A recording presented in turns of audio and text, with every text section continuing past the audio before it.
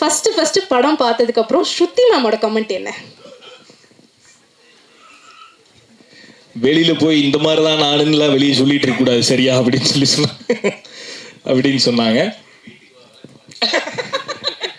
And அவங்க சொன்னது அதான் இந்த மாதிரி தான் நான், ஏன்னா கலை வந்து அவங்கள்ட்ட சொல்லியிருந்தான். இந்த படத்தோட இன்டர்வியூ போகும்போதெல்லாம் ரியோன் டெய்லி வந்து சொல்லுவார், அந்த கதையை அப்படியே படமாக எடுத்தேன்னு நான் சொல்ல போகிறேன் அப்படின்னாங்க. அப்போவே சொல்லிட்டு இருந்தாங்க, வழக்கமாக கொண்டு அடிப்பேன் அப்படின்னு. படத்தை பார்த்துட்டு அவங்க சொன்னது என்னன்னா, அதான் ஜோக்ஸ் அப்பார்ட், இந்த படம் வந்து எப்பவுமே ரிலீஸ் ஆகும்போது வீட்டில் ஆப்வியஸாக ஒரு ப்ரெஷர் இருக்கும். ஒரு படம் நடிச்சிருக்கோம், அது வெளியே வரும்போது ஒரு ப்ரெஷர் இருக்கும்.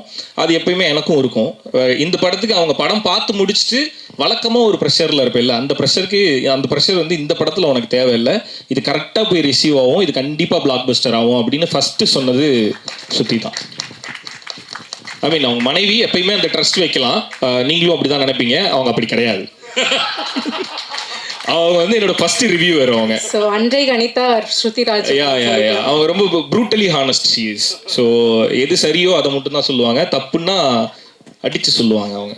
ஸோ அதனால இந்த படம் ரொம்ப நல்லா இருக்கு, இது கண்டிப்பாக பிளாக் பஸ்டர்னு ஃபர்ஸ்ட் சொன்னது ஸ்ருதி தான்.